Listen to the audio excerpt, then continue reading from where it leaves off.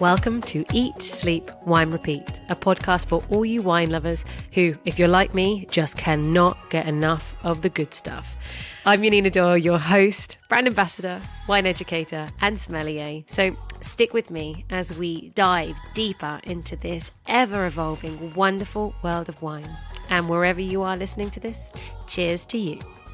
Hello, wine friends, and welcome back to another episode. Today, I am joined by Harry Crowther. He's been a wine buyer. He's a contributor to The Buyer, a wine judge for IWSC, created the wine training program Grain to Grape. But most importantly, he is the founder of Tiny Wine.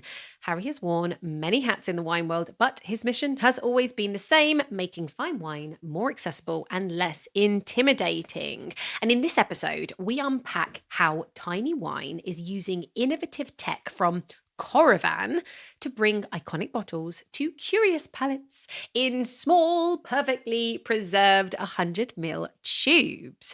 We'll talk Super Tuscans, Bordeaux, and about his time in the Douro, fermenting separately the big 5 black grape varieties. So get ready to learn the difference between Touriga Nacional and Tinta and how it contributes to the blends. You'll also hear some of Harry's stories working with Jean-Claude Berrouet. And if you do not know this name, Jean-Claude is a legendary figure in the world of fine wine, particularly revered for his work in Bordeaux. He was the long-time winemaker, the technical director at Pétrus, which, as we mentioned in this episode, is one of the most prestigious and expensive wine estates in the world, located in Pomerol on the right bank with its famous blue clay soils producing Merlot from vines over 70 years old. He held that role at Pétrus for over 40 vintages from 1964 to 2007. He mentored many winemakers around the world, so not just Bordeaux, places like Argentina, the US, Israel. It is now his son, Olivier Berrouet, keeping the family connection going at Pétrus, making one of the most iconic wines in the world.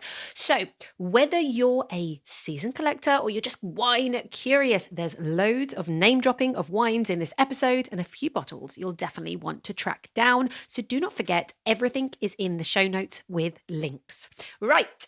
If you've already got your tasting kit from Tiny Wine, well done. Crack it open, pour that perfect 100ml splash, and let's dive in.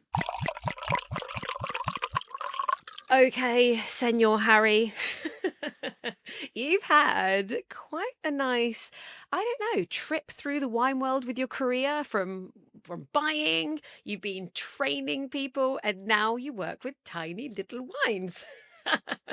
Almost Tell me, it's. yeah. So, I mean, what is the thread? You've kind of done a little bit of everything in the wine world now, right? Yeah, definitely worked in a few. I think the great thing about the wine trade is there's plenty of avenues, isn't there, to explore. So I started off just trying to learn about production from grassroots up, really. Also, I just finished uni and didn't really want to read any more books, so I thought I'm going to go and learn instead of read a book because I can't face it. So yeah, I mean, really, what ties it all together is the fact that I love wine and I can't afford to drink the good stuff, so I thought I'd work in the industry. Okay, here, exactly the same. But actually, you've just hit the nail on the head that actually wine, some of the most beautiful wines are incredibly expensive. And it's such a shame when I listen to those that have been in the wine industry for, say, 40 years longer than us, when they came out of university, they were drinking Burgundies, Premier Cru Burgundies, even a Grand Cru Burgundy on a Saturday. That is not our life. So is that Not anymore. possibly? No. No. Well, never has been for us, but We can only dream. So is that possibly why you have started Tiny Wine? yeah, for sure. Yeah. So that, I think there's always been that thread as well in the what ties that together is the accessibility, and that's why I've kind of wanted to work through the trade a little bit to understand different elements of it, just to have that, to give myself that access. and I want people to see what I've seen. And, why tiny wine? I think I've always wanted to work with my co-founder on this, who is a lovely chap, Rob. He's not in the wine trade, crucially, which I love because we have that nice balance. And he's an entrepreneur. He's a specialist in direct to consumer, and he knows how to make a good business of that, and that's obviously very important. But yeah, tiny wine, it comes from the accessibility piece. I want to make wine more accessible, and there is a market gap for making fine wine more accessible to everyday drinkers, and I think that's really important. And I think if you can realistically do it in an affordable and classy and elegant way, I think that it's really something worth pursuing. So let's actually tell everybody listening how you've done this, because I have one here. People listening can't see what I'm holding.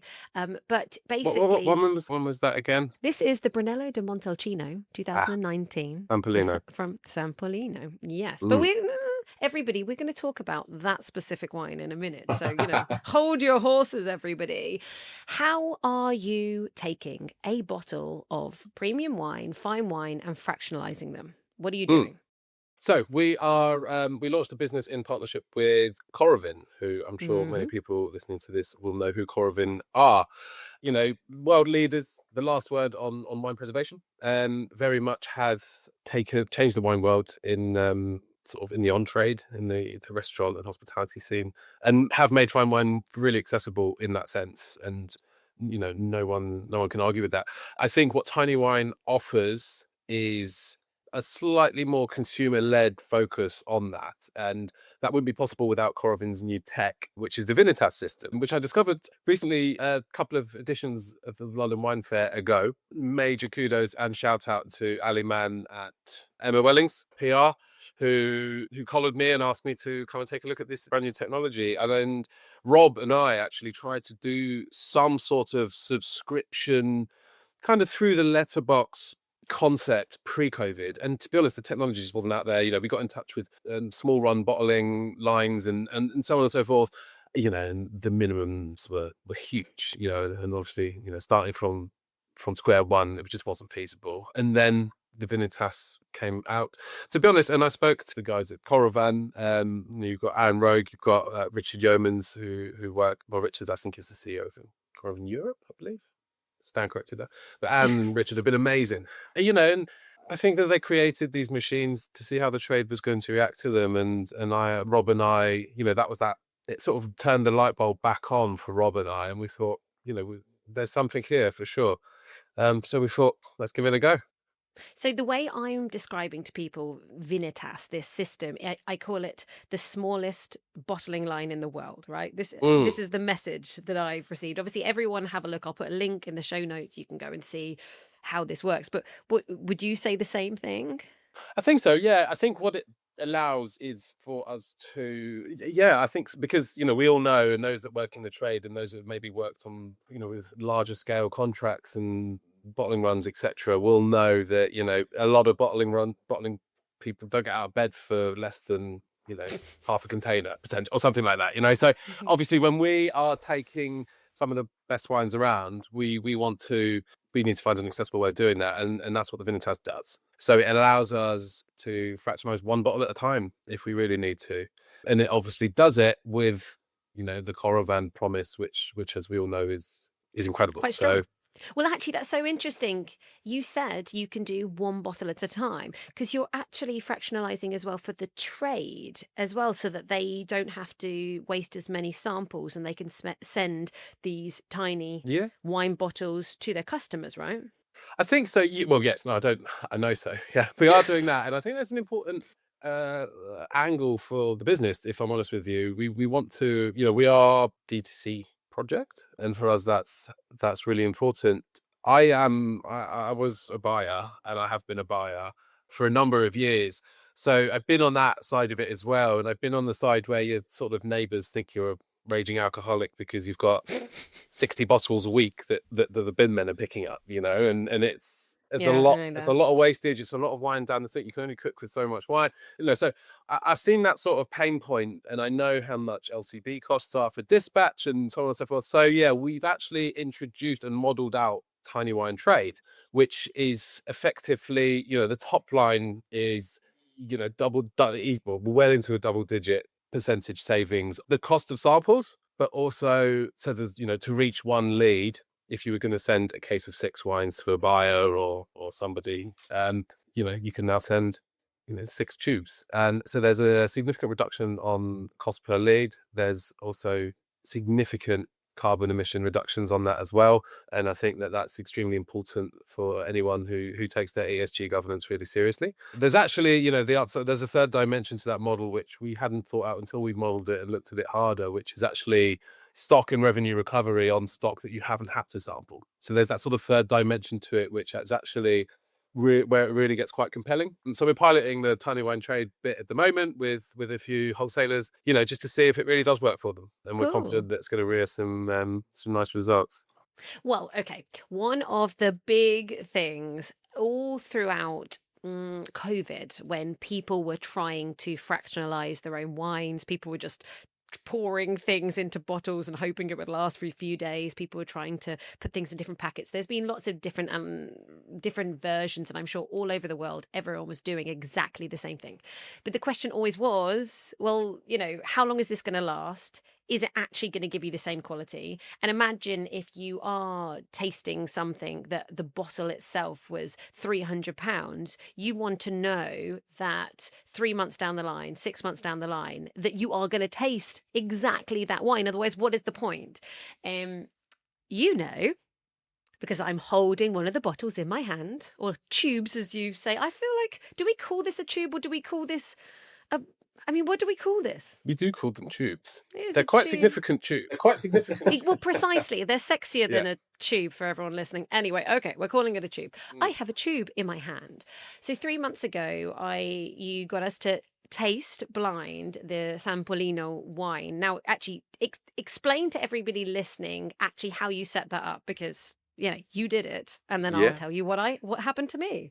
Well, it's actually this was a directive, I suppose, from Coravin, which we were obviously fully supportive of. But yeah, it's a triangulated tasting. So you're supposed to put 3 wines in front of whoever's tasting, like yourself and whoever else is in the room, and you ask them to figure out which wine is which. Now, in the case of this, one of the glasses was from the tube, which had been fractionalized 3 months prior to that. And the other 2 were from the exact same bottle, from the same cuvee, same vintage, but had been opened maybe an hour or 2 beforehand. So the idea was to really, the idea is to not spot the difference, really, because that's the whole point of the promise of preservation, right? So yeah, I think it really divided the room, which is good. It caught a few people off guard, which is good as well. It is new technology to the market, and it's continually being tested. So we want to make sure that its efficacy is on point. There were some fantastic palates in the room, yourself included, who, thank you. Who could speak to that. So that was really important for us as well. No, so I think that's such a valid point. It was really interesting that not everybody knew what was the wine that had been fractionalized. Now, everybody listening, ego boost. Oh, I did guess it, actually. Just letting you know I was the one. But it was really difficult. I went back and forth, and I'm trying to take the notes, and I'm trying to see the subtleties and the nuances. And the interesting thing was that actually all 3 were just slightly different, yet 2 of them were actually from the same bottle, which also goes to show that depending on maybe the wine glass, was the wine glass one slightly dirtier than the other? Who knows? Maybe actually the way you poured, you aerated one a little bit more. Who knows? So there was, it was always like, maybe that's a little bit different. And the only reason I was able to identify this wine that I'm holding in my hand right now was just because that wine was actually it felt like it had been decanted, and it just felt like the tannins were just a little softer, and I actually preferred it. So for me, it was so difficult to actually tell, but yet actually it's almost like, because you have fractionalized, and there has to be, I'm assuming, the tiniest, some element of oxygen has hit the wine just from taking it out of the bottle, right? Yeah. There will be some there is a small, really small introduction of that. Yeah, so it's there, but it actually works to the benefit of just making out like you don't need to faff around and wait to put your wine in a decanter for an hour or so. Just pour it in your glass and off you go. Yeah, and the model, particularly on the trade side and certainly on the D2C side, is that we don't want to hold. We're not holding on stock for long enough for the for like fatigue to ever be a problem. Greg, the crazy inspirational scientist, inventor, surgeon behind this, he says, I think he says up to 12 months is the shelf life of these. For us, we want to be turning wines around much faster than that. So we're constantly tasting and testing on library stock as well, and we're still happy with those. So yeah, it's a new piece of technology to the market. So there are constant trials and tests being done on it, and just to make sure that the wine is still sound for sure. It's being moved from one vessel to another. In our case, we're doing that with extremely fine and rare wines. So it's got to be managed properly. So we are keeping an eye on that. And actually, I got to give a shout out to EcoSip, formerly the online wine tasting company. Jamie and Alex, who have been fantastic, and we work closely with them, and we actually do our fractionalization, that's the word, at their premises, and that's all done pretty much in lab conditions. So and there we are testing a sample of the wine for faults and microbial elements, etc. So we're making sure that everything's logged and it's all done with the utmost due diligence, really. So yeah, it's a learning process for sure, but something we can commit to. I'm holding on to this bottle, this tube, because I want to taste it in a few more months, and I'll also be able to give my own personal opinion. So I think I've only got a handful of those left as well. So I'm keen to see what you think. Oh well, there we go. We're running out of those fast. Good, I'm glad. I'm surprised you've resisted. Oh no! This is true experimentational. This is important. I need to get it right. So, I am turning the tables on you, Harry, because you spend, when you're not doing fractionalizing delicious fine wines, you are going around talking to wonderful wine people in the wine industry and finding out what they think about fine wine. So, stealing all the questions you ask everyone else, what does fine wine mean to you? That is question number one, isn't it? That's yeah. I think I say it in my sleep.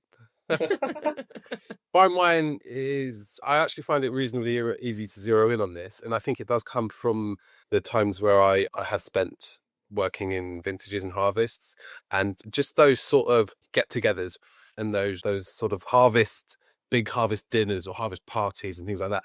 And for me, it's all about people and creating memories, and people tend to pull out some more exceptional bottles, and I think it's the memories that's imprinted on me. So for me, fine wine is about a great quality wine that can stand the test of time. But for me, more than that, it is about an experience with people that you love and respect. And for me, that's it creates an emotion, and that's what fine wine is for me. I don't think that it's necessarily about price. I do think it does have to have a good track record and a legacy, and something that has stood the test of time and is timeless to a point. I believe in the subjective as much as the objective, and I think that's if I've got a beautiful memory of a wine, then that's enough for me. I love that. Storytelling, age-worthy, grape juice that makes you emotional. Yeah. That's my summary. And then if you drink too much, you start crying, so you get really emotional. Not quite what you want. So, well, actually, less so if you have a tiny pour. So how do you choose the wines for these tasting boxes? What's the criteria? Maybe we've already touched on it, or the philosophy that's guiding you on the selections? Great question. I think for us at the moment, we're building a brand. So for us, the important thing at Tiny Wine is that we are working with, should we say, headline regions and a few headline wines within that.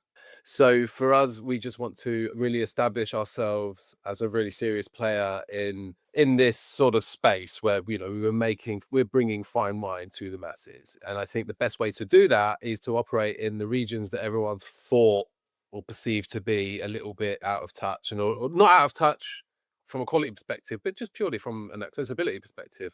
So in my mind, the sort of phase one of the business is to offer those sort of more headline regions. And really phase two for us as the business is to start getting a little bit quirky and weird and wonderful. And I think that will only come when you've built a community and you've built people that trust. I think if we go in now with, as much as I would love to, focusing on, I don't know, Mallorca or Tenerife or somewhere a little bit more esoteric, or Slovenia or something like that. Beautiful wines, love them all, and we will get there. But I think we need to, if being a direct-to-consumer outlet, I think it's, as a new brand, I don't want to alienate potential customers and scare them off by offering them something they've never heard of. When we built that community and that ecosystem, I think then we will people trust us, then we can go down that rabbit hole. Well, so far you've gone with your Bordeaux boxes, and now you're currently on Super Tuscans. So, I mean, have you got some favorite producers that you picked in those boxes, or any particular bottles that you think might surprise people? Well, I think what we wanted to do we launched with Bordeaux, and we supplemented that with our sort of, I don't know if it's controversial or not, but our sort of prize draw giveaway of a Magnum of Pétrus as well. But Bordeaux, for me, it was important to cover, we get there's 6 tubes to a tasting kit, and it was important for me to try and cover as many sort of sub appellations within Bordeaux as possible, which went from come from the left and the right bank.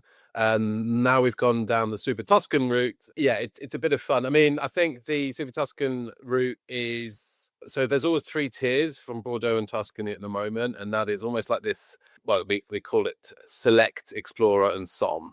And what we've learned is we've made the Super Tuscans a little bit more accessible from a price point perspective. We've actually just brought out a 3-pack as well, which is retails for £30, which I think is really important. So it would be fun to highlight one from each of those tiers. On the Tuscan side, from starting with the Select pack, there's a brilliant wine called Monte Antico.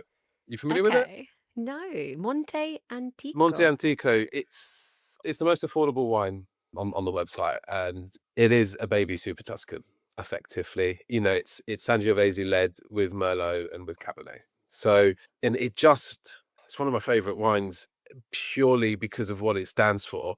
It takes the notion of Super Tuscan, which is, which is conceptually just this elite, hard to access sort of echelon of wine in a lot of cases. And it says, no, this style can be friendly and can be approachable, and that is what Monte Antico does to a T. It punches above its weight. I think a full bottle RRP on it would be in the region of £15-16. Fantastic. So it is a lot more accessible than you'd think for two, and that's beautiful. I'm really, I love that. And then if you move up through the gears, which we try to do with our tasting kits, we go to the Explorer. Getting a little bit more serious. Great producer in that. I mean, there's great producers in all of them, but great producer in that, Costa del Vivo. Okay. Brilliant wine brought into the UK by Swig. Toby Owen, who's a Brit, and he's making wines in a reasonably hands-off, low intervention style. That wine is Cab Franc Merlot Sangiovese, and he's working biodynamically. And he definitely worked for San Pellegrino, which is the tube that you will have with you. And Katia at San Pellegrino is a legend. I was actually fortunate enough to be there back in October, visited her, tasted her wines, big fan of what she's doing. Yeah, and that is a wine, he's operating in Val d'Orcia, which isn't a million miles away from sort of like the Montalcino area. And yeah, he's making beautiful wines. And then the top box, I mean, we do have Sassicaia, we do have Tignanello. Of course. I think that, everyone knows those, and they're beautiful wines, amazing. But there's Caiarosso, which is certainly got a cult following. Another biodynamic wine, natural ferment, gravity-fed winery, so on and so forth. What's interesting about the Caiarosso is the cepage. So within it, you've got Cab Franc, Merlot, Syrah, Cab Sav, Sangiovese, Alicante Bouschet. I think that's in the 16 vintage. I know that there's been some Nacional or Grenache in others as well. So it's a bit of a masterpiece of blending and a beautiful wine. So there's sort of a pick of mine, I guess, from each of those three boxes. But the Tignanello is in also the middle box or the Explorer box as well. So again, being able to offer that at an affordable price point is really cool. That's phenomenal because, I mean, just in case somebody doesn't know what Tignanello is, this is the Super Tuscan wine that has been dubbed as the wine that created Super Tuscans, even though Sassicaia actually was made beforehand. But the distinction is actually that Tignanello was deliberately created to disrupt and fight against the rules of what you can blend with Sangiovese, or even ignoring Sangiovese altogether. So Tignanello is a pretty special wine, and an iconic wine for any wine lover. I think that like wines that you have to try before you die, like Tignanello needs to be on there, right? Absolutely. Yeah, I couldn't agree more. So, but they're not cheap, right? So being able to offer it in, and one day we will get to a place where we can offer single tube packs as well, which I think is really special. So we, that's not far off. So, someone can actually just buy a single tube of Tig, which would be fun. But I think really what we want to do with these boxes and these tiers is take people through the gears of the region and, show people that there is accessibility at all price points. So that's what we're trying to do. And also, I suppose it's actually phenomenal for somebody who is really wanting to understand a region better. When people say, what is Super Tuscan? Well, actually, it is a difficult one, isn't it? Because Super Tuscan is actually just a term. It's coined to say, hey, these are wines made in Tuscany that have this premium focus, most likely are going to be using serious oak, French oak, barrels that weren't used before in the past, and are using international varieties, either 100% or blending with Sangiovese. So ultimately, you've got a whole spectrum. But I have to say, for me, and I don't know, you tell me, from tasting all of those wines that you've chosen for your box, Super Tuscans still have this wonderful blend of red and black fruits, this kind of almost like a more spicy tobacco edge, and they're bolder, they're rounder, they're fuller, they're smoother than what you would get if you were having more of a little bit more rustic, earthy, herbaceous Sangioveses. What do you think? How would you say from tasting your boxes? Yeah, no, it's a good point. I find them. I always find them quite muscular wines. Mm-hmm. I prefer. It's interesting. I was recently in Chianti, and I was going around to a few producers, and I realized that, like Chianti Classico, it's 80% Sangiovese, I think, or 70, 80. They can do, I think, is 70, between 70 and 90, and then they can Yeah, throw in and like then 10% Cabernet Sauvignon yeah. now, which is fun because they adapted all the rules actually, because these Super Tuscans were coming out and they really wanted, especially those like Tignanello that are within Chianti. They adapted all of their regulations in the hope that, maybe that they would label their wine as a DOC or a DOCG, but most obviously have gone, no, we'll just be in. Yeah, that's interesting. So what I noticed when I was in Chianti was there's a lot of producers who may or may not be making wine for a certain palate across the water, who I think there's a lot of Merlot in Chianti now, and you're seeing a lot of like 80-20 Merlot Sangiovese blends, and I think that is, and I find the Merlot, I struggle with Merlot from the Classico region. I find it just a little bit jammy and a little bit extracted, but I love Merlot that I'm getting in those Super Tuscans because it's a completely different climate. And there seems to be a little bit more freshness, a little bit more balance out of those. And that, for me, almost summarizes the Super Tuscans in general, is just this, there's a real muscular element to them, but there's obviously this beautiful, effortless finesse. And I think that Cab Franc plays a huge role in that, to the point where Massetto I don't think they've included it in the most recent vintage, but there's been some Cab Franc sliver, in some of their recent vintages. As you know, Massetto is usually a Merlot. Yeah, I mean, Merlot-based wine. So yeah. I think I find Merlot a really interesting grape in general because there's arguably you got your right banks, your pom rolls, and so there is that handled poorly, it can be really hard work. And to me, there's nothing worse than a hot, overripe extracted Merlot. But at the same time, if it's dealt with, so I think that's quite indicative of the sort of Super Tuscan movement, in my opinion. But then, within the boxes, we've got straight Sangioveses that are just declassified as well, and they're pretty good fun. I mean, I do like to, focus on slightly more hands-off wines when I can as well. So there's a couple like Il Borghetto that's in there. Those wines beautifully made, without any inoculation, in concrete, etc., and just really beautifully extracted wines. And they're 100% Sangiovese. They're just IGT Toscana, and for me, that is also Super Tuscan. So yeah, call it wrong, all right, but that's where we sit on them. Well, there you go. The point is now somebody who's tasting the box is going to at least understand that there is a varied nature to Super Tuscans, and you can't sum it. It's hard to sum it up completely when, as you said, you could have 100% Sangiovese or you could have 100% Well, there's no legal Cabernet definition, Sauvignon. They're IGT. So Although, you know what, you talk about 100% Merlot, and I always use Massetto as the example. Like, you can't throw Merlot in the bin and say it's not exciting or it can't be brilliant because Massetto exists. But one wine I've never had, like I love have you ever had Rocca di Frasinello? Any of Rocca di Frasinello wines? I don't think so, no. So this is a joint venture between Castellari de Castellina I know and those guys. Barons de Rothschild Chateau Lafite. So, and by the way, everybody, I love it when I send you to the internet and I tell you to Google. They have, I don't remember the name of the architect, but they hired somebody and they've built the most beautiful barrel room. It's like in a square, and the barrels are all on different levels. It just looks artistically so beautiful. And then they're able to do concerts in the middle or do special private events where people are eating.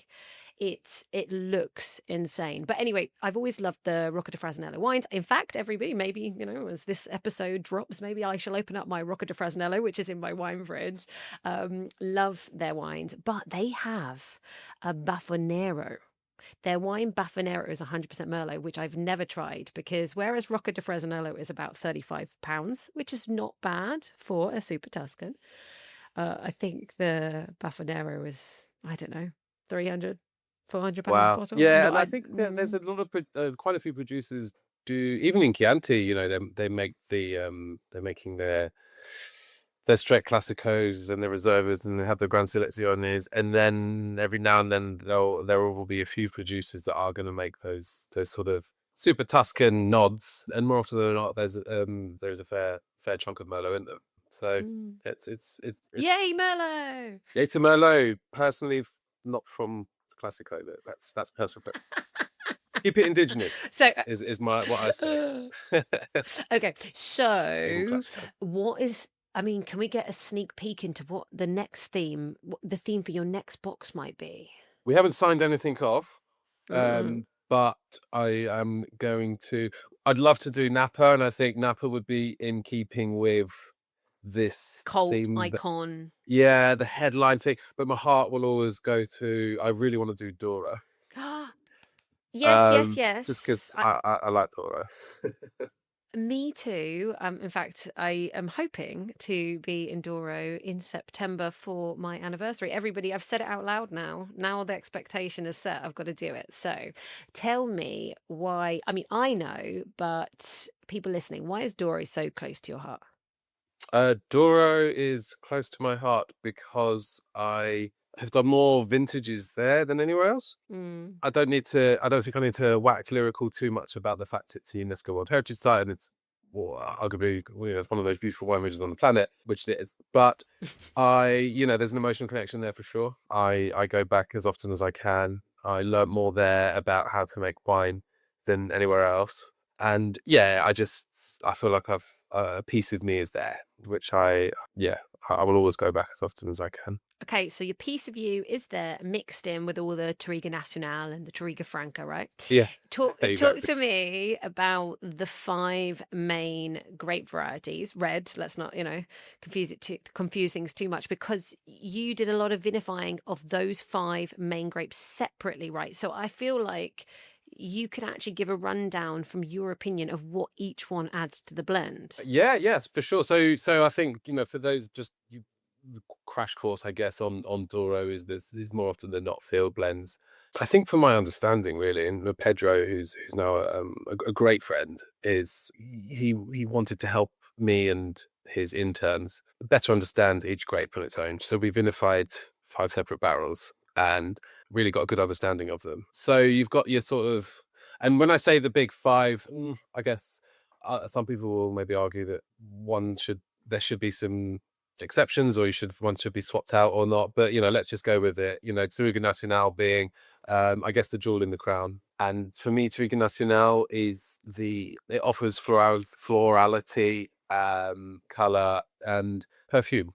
Has a lovely violet note, right? I always love Yeah, the it's violet. gorgeous. It's brilliant, and it just, that is the noble grape. And I think let's not forget that the Douro is one of these regions that is producing world-class wines that are across 2 different styles, being table and of course fortified. So I think for these grapes to show that level of versatility is a special thing. So Touriga for me is that quite explosive floral sort of perfume lift that you get with a wine, but it does offer structure. Then you've got Touriga Franca, which offers beautiful aromatics in my opinion, but it offers structure.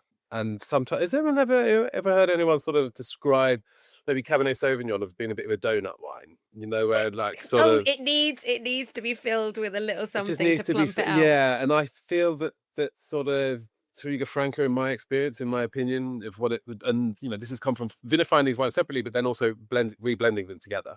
And I have found that it's just filled that mid palate a little bit, and it does offer a really nice structure and good acid. So yeah, Franca for me is it's that structural sort of element which I love in wine, and I prefer sort of slightly more tannic wines and slightly stiffer, more statuesque wines. And I think Franca offers that, which is a beautiful balancing act with the Nacional. We've then got Tinta Rarest, which is Tempranillo. Probably don't need to go too deep into that. I think from the Douro, it doesn't offer something a million miles apart away from, say, Ribeira del Douro. Earthy, deep, rich, medium to full body, good acid. I think it's just a beautiful blending component when planted with the rest of its counterparts in the Douro Valley. Next is a really interesting one, and probably the most interesting grape for me from a blending perspective, which is Tinta Barocca. And I did some work with an Australian winemaker who was doing some consultancy in the Douro. He was working at Quinta da Boavista. Okay. Who I think now are with Bibendum now. Matt Gant, anyway, he makes wine in Adelaide Hills and Margaret River, and it all stuck with me. And we did some blending with this, but he's always said that Tinta Barocca brings the coffee and the mocha and since he said that, maybe it's the power of suggestion, but I just can't get that out of my head. So if I ever get that sort of espresso mocha sort of hit from a wine in the Douro, it does more often than not tend to have some Barocca in it. Mm-hmm. Barocca's quite bony and yields high sugar, so it helps. Not that they struggle that much, but it does bring alcohol levels to the wine. Then the last one, which some people may argue that there are some other notables that should be in there, is Tinta Cow. Tinta Cow is really small, quite small berries and quite sort of sort of tight clusters, and that's just tannin and structure, which you want a little bit as well. You need to be careful with your extraction levels on it. I think we did a little bit too much punching down when we worked with it.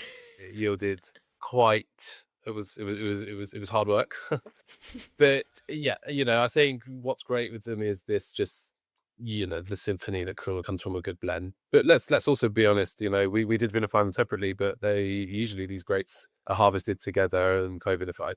And that homogeny comes from the vineyard, comes from nature instead of coming from someone's hand. Or is blended by plot instead of by grape variety, at least. Fantastic. Honestly, I think it's so nice to understand though what grapes can do in a blend. Yeah. And I imagine you've learned a lot because you told me that you also were working with a pretty famous, iconic winemaker as well. Well, there was Jean-Claude Berrouet, who was at Pétrus for, I think he was there 30 or 40 years. Can't remember. Many people will know him listening to this, know who he is at least. Bit of a flying winemaker, has really cool projects around the world. I was lucky enough to do a few harvests under his guidance at Quinta da Boavista, which I believe is now in the Sojavinas portfolio. So that's Kopke and I can't remember what other estates there are. Yeah, great portfolio. Boavista is an old Offley and more recently Sandeman, I think it was Sandeman estate, which was then bought privately, which is when I worked there. Some really iconic vineyards. There's the Oratorio vineyard, which is effectively this beautiful amphitheatre carved into the banks of the Douro, directly opposite Quinta da Boavista, which is Sandeman's, an iconic Sandeman vineyard. And, there's 120 vines in that vineyard.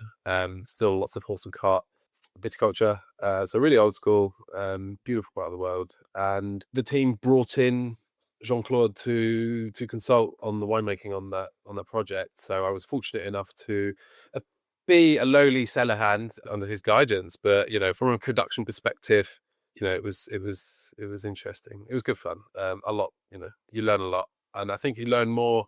The winemaking side is obviously super interesting. I'm no winemaker. I was always having to follow a recipe, if you like, but follow a set of instructions. Don't do this, don't do that. Made lots of mistakes, but where I really learned was actually post vintage, really, where you do your blending and you're blending these different sites and whatnot. And I think that's really where the real sort of learning curve sort of came in, and it was really interesting. It's invaluable experience.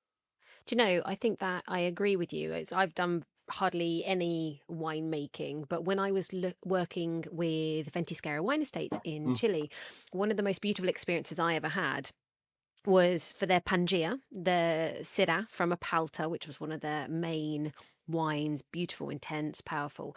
They would take the Syrah and then they would do the first press, they would do a second, third, and a fourth press. So for anybody listening, of course, the more you're pressing, the more the actual skins are going to come with whatever the remaining juice is that comes out. So it's going to get grippier, it's going to get more tannic, there's going to be more bitterness, but that can add more structure. And I found it absolutely fascinating tasting all these wines from literally first press through to fourth and deciding actually in this vintage alone, so that we can get that perfect amount of smooth, fresh, vibrant fruits, but then structure and complexities, how we're going to do that blend. And really interesting that when all the winemakers are sat there and you're sat there and you're working out what will be your perfect blend for that wine that year. And that's obviously not taking into account, for instance, the Syrahs from different parts of the vineyard and plots. But, it's just the amount of...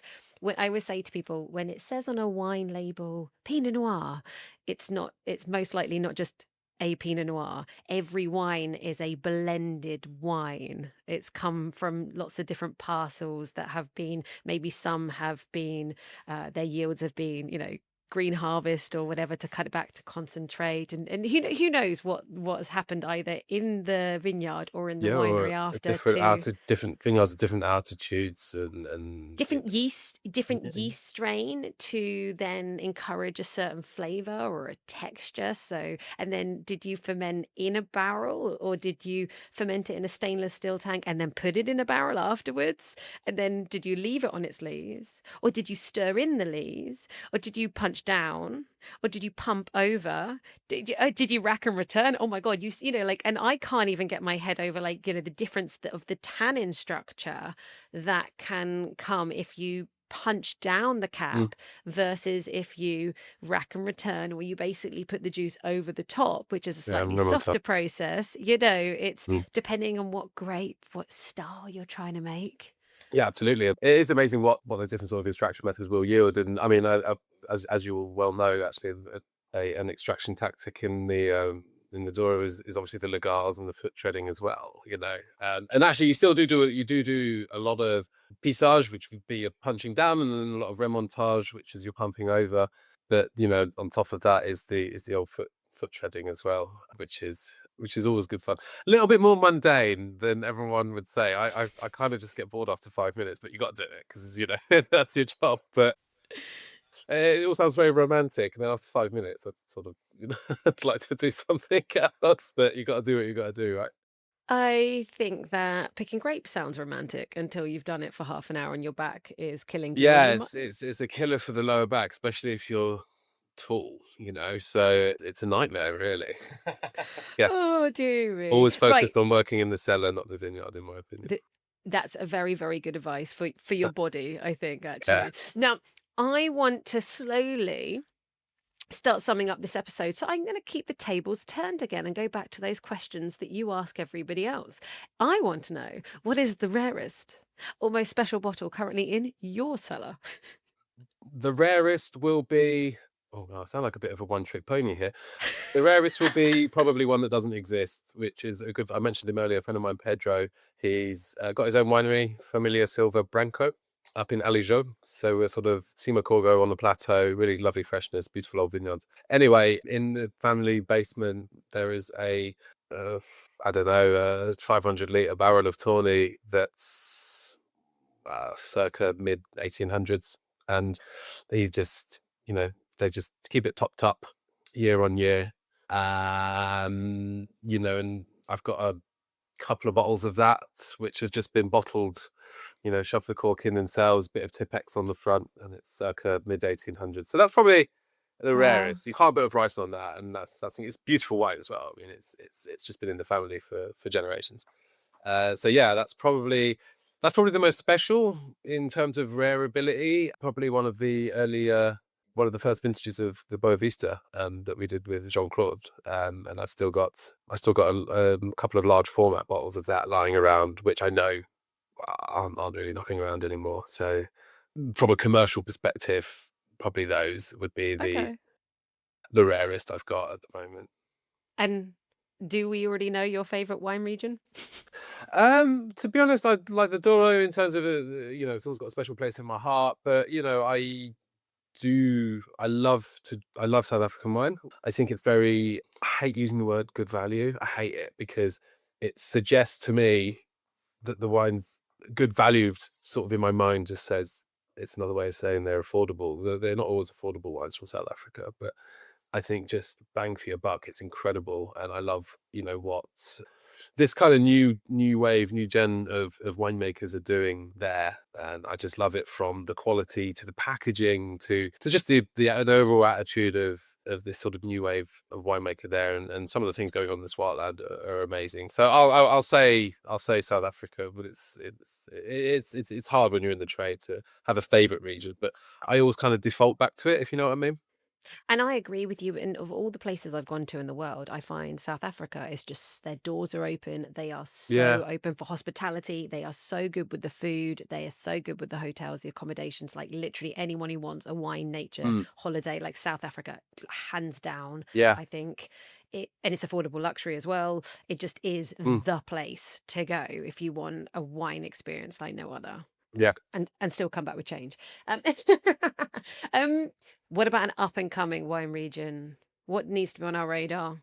Good question. Last January I did a reasonably comprehensive tour of the mainland of Greece, and I am particularly interested in Attica, and like mainland Greece is really interesting proposition in general. I mean, just to better understand Malagousia from different parts of the mainland was in itself invaluable. And then to see what the Greeks are doing with Assyrtiko from the mainland, which is a very interesting proposition because it's expensive from Santorini, and it's an entirely different proposition from the mainland. And I think it's an interesting proposition at the same time. However, Attica, we are in Savatiano land, and Savatiano is a core grape of Retsina. And I think what we've seen over the years, because Retsina is this grape is this wine, sorry, that kind of it often tastes better when you're in Greece, and then you bring a bottle home. And I actually don't mind it. I quite like Retsina, but there's a lot of people that the demand has waned. Let's say that. But the principal grape of that is Savatiano. And now what we're seeing is just this, because there's less demand for that grape, we're just seeing this sea of old wine, Savatiano. And if you go to Attica, you'll see it. And it makes really good wine. It's quite a malleable grape. It reminds me of Colombard a little bit, in that it's a winemaker's grape. You can really have some fun with it. But old wine examples create good wine. So I would be looking closely at Attica and mainland central Greece as a up and coming wine region to watch. Okay, I love that. And what's your most memorable wine experience? Good question. I would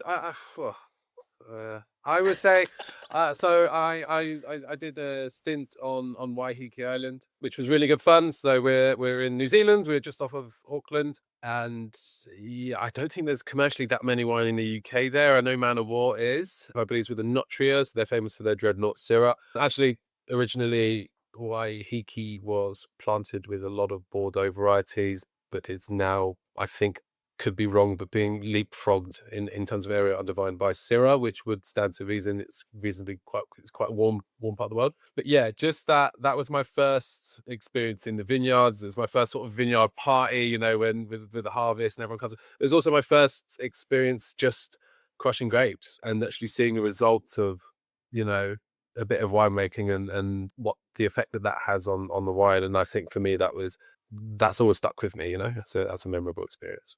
I love that. I'd love to get over there. Okay, last question. Wine shout out time. You get to name a bottle, a winemaker that you think deserves more love. Go ahead. I don't think they deserve much more love because they've actually nailed it. But I was very fortunate most recently to be on the IWSC panel in Georgia, and it's the first time I just put myself out on the line and I gave this wine 100 points out of 100. And it's the Cardinacchi 7 and it's a fortified Ricastelli. I've never done that. I've never given 100 points. And it actually got knocked down to 98. I tasted it again recently. I haven't found, it was incredible. It was like a Culietta white port from the 50s, 60s. Imagine that. That is where you're at. You know, the length is incredible, concentration, like raisin sort of fruit. It was unbelievable. So that would be my shout out. And then I don't think they're even in the UK market, but it's the only wine I've tried to ever give 100 points to. And you know, in that sort of judging environment, you know, which is extremely exciting. And it got knocked down to 98, which is still pretty good, but I can't not, you know, it was one of the most compelling wines I tried last year. So it's all stuck with me. Fab. Okay.